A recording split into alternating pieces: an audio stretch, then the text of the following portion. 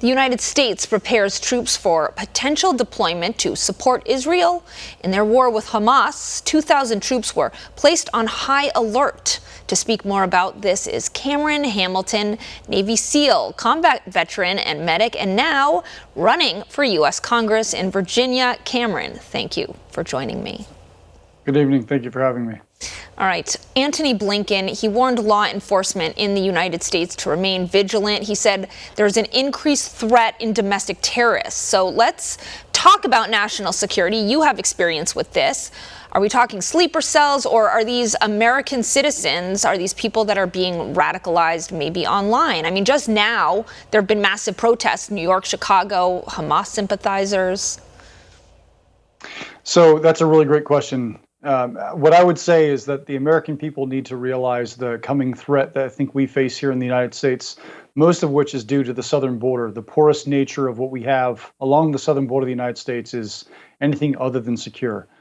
Most Americans, I think, are good-hearted, I think understand and empathize with Israel, with what's going on.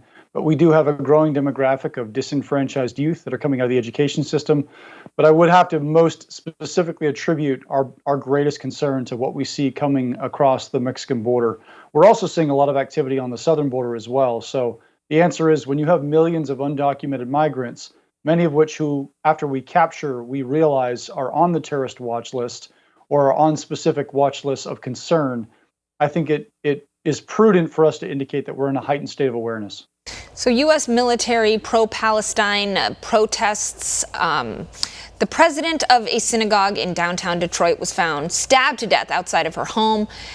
There are protesters clashing with police. We've seen videos of people ripping down posters of missing Israeli children. At Stanford, Stanford students were chanting Intifada against Israel, which means deadly terror war. Could these protests eventually turn into violent acts against Jewish Americans? Yeah, that's a really great question. I think, unfortunately, we know the answer to that, and the answer is yes. We're already starting to see it. Now, granted, we're seeing early warnings of what might be a growing kind of epidemic of just radicalized behavior. I think when people send their children off to college and they think that they're paying for this wonderful and remarkable education, we have to recognize the character and the nature of many of their educators, of many of these institutions. The very fact that we have schools and other organizations that are not radically condemning some of these extreme words of violence and hatred is concerning. It's beyond concerning for every American. So the answer is, it is becoming more prevalent.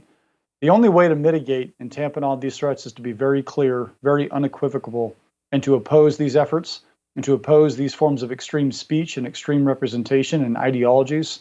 But that really takes the American people having to step up to the plate on every level. And so if we see that, if we see this rhetoric be pushed back against very, very firmly, then I think that we can put a grips on the situation. If not, if we see this rhetoric only continue, then I think it's likely that we'll see even greater acts of violence. All right, I want to ask you something. Emmanuel Macron in France, he called for the, quote, ruthless deportation of all migrants with ties to Islamic extremism in France.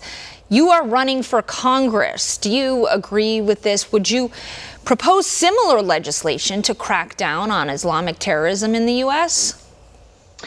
So what I will say is many within the Islamic community that have emigrated to the United States are good and noble people. However, there is a growing kind of underbelly of that community, as you find within many different communities that are pursuing extremism. And so when you have a heightened state of immigrants that come to the United States that feel disenfranchised and separated from American culture, you can expect more behavior like this to present itself.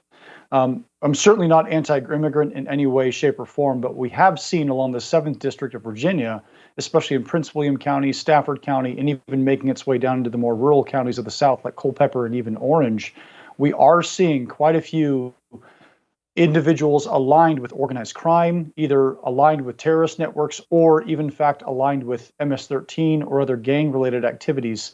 That kind of nature is only expanding. We're seeing a lot more activity than ever anticipated before. So in my humble opinion, yes, it's likely that Americans are going to have to come to grips with the reality of this and really tamponade, most importantly, the key driver of some of these circumstances, which is our southern border. Secondly, we also have to be very clear and unequivocal about promotion of law and order. We can never create incentives, even with district attorneys, with Commonwealth attorneys, or anyone who are not strict and very firm about enforcing measures of the law. When we create an entire criminal justice system that essentially allows individuals of a more radically progressive perspective to get off scot-free or to get off with little to no consequences, we should expect an exacerbation of that type of behavior. So I think it's a double standard, and I know that we're seeing it quite a bit here in the Virginia 7th, and it's something that we really have to come to grips with in supporting law and order. Good and decent measures so that our law enforcement officers can do their job and our communities can be safe. But I would not agree in the whole-scale deportation of migrants in this country. I think that unfortunately you'll see some rhetoric pushed that would probably make that sound more extreme. I do, however, believe that individuals aligned and affiliated with terrorist activity, if it violates our law and if it violates any criminal ordinance or statute, then I think it is fair games for deportation. All right, before I let you go, any last thoughts, anything you want to tell our viewers about your campaign? Well, thank you all for your time. Look, I'm a former division director, and I have a father, I'm a husband, I'm a Christian, and I radically need your support. So if you can donate to my campaign, support my campaign, join our movement to take back. I'm running as a constitutional conservative that wants to work for you, the American people. So please visit me at CameronHamilton.com. I appreciate you coming on and talking to us here at OAN. Cameron Hamilton, congressional candidate for Virginia. Best of luck with your campaign, and thank you for joining us. Thank you. God bless. For all our viewers asking where One America News is heading in the future, we would like to introduce you to OAN Live. OAN Live is the best way to stay up to date on all of the hard-hitting, straight-shooting, national and international headlines. And the best part is, OAN Live is only $4.99 per month. All the credible, honest, unbiased reporting One America News offers at a fraction of the cost of cable. Just go to OANN.com to easily sign up for OAN Live and stay informed.